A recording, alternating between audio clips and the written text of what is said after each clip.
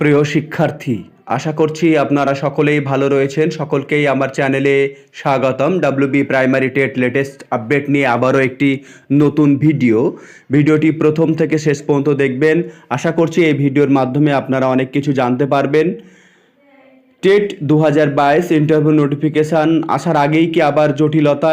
এই যে বিষয়টা আপনারা দেখতে পাচ্ছেন, এই বিষয়ের ওপর অনেক কথা রয়েছে, সেই কারণে এইরকম একটা হেডিং দেওয়া। তারপরে হচ্ছে বিভিন্ন কারণে যারা টেট 2022 সার্টিফিকেট ডাউনলোড করতে পারেননি বা করেননি, তারা কিভাবে করবেন বা করে নিতে হবে, এই যে দুটো বিষয়, এই বিষয় নিয়ে আলোচনা।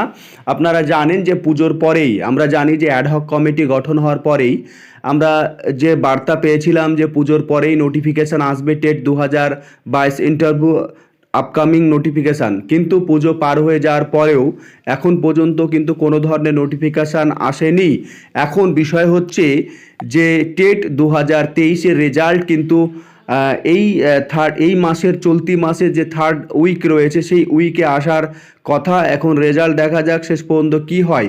তবে টেট 2022 এবং টেট 2023 দুটোকে একত্রিতভাবে ইন্টারভিউ নিবে, এইরকমটা পর্ষদের বার্তা। এরকমভাবেই ইন্টারভিউ নোটিফিকেশান আসবে, এরকমটাই আশা করা যাচ্ছে। তো তার আগেই কি জটিলতা তৈরি হলো?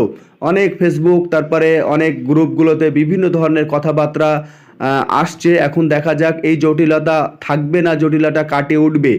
যেমন 5ই নভেম্বর যে কেসটা উঠেছিল, সেটা হচ্ছে যে এনআইওএস ও বিএড যারা প্রার্থী রয়েছে তারা টেট 2022 মানে যে ভ্যালিড, তারা যাতে ইন্টারভিউতে বসতে পায় সেই জন্য তারা মামলা করে, এবং সেই মামলার আমরা পরবর্তী শুনানি ডিসেম্বরে হওয়ার কথা আছে।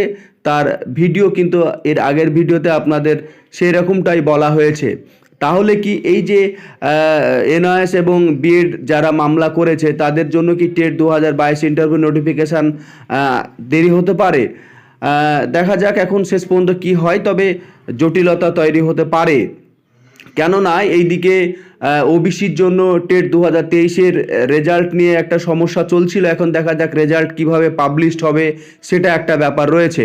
এবং টেট 2022-এও অনেক জটিলতা, যেমন প্রশ্ন ভুল মামলা রয়েছে, তারপরে এই যে এনআইএস এবং বিএড রয়েছে।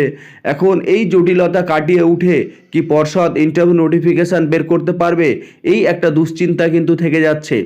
এখন বের করলেও কত সিটের বের করবে? কারণ তারা যদি পরবর্তীতে কেসে জিতে যায়, তাদের জন্য দেখা যাচ্ছে যে সিট অ্যালটমেন্ট করতে হবে, সেক্ষেত্রেও একটা জটিলতা রয়েছে। সব মিলিয়ে পরিস্থিতি এখন তুঙ্গে। এখন দেখা যাক শেষ পর্যন্ত কি হয়। তবে আপনারা আপনাদের ইন্টারভিউর জন্য পড়াশোনা চালিয়ে যান।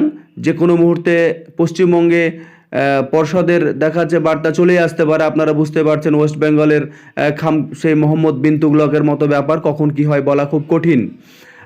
সেই কারণে মানসিকভাবে প্রস্তুতি নিয়ে রাখবেন। আর প্রাইমারি সংক্রান্ত কোনো ধরনের প্রশ্ন সমস্যা থাকলে অবশ্যই আমার কাছে জানতে পারেন, জিজ্ঞাসাবাদ করতে পারেন, কমেন্ট করে অবশ্যই জানতে চাইবেন।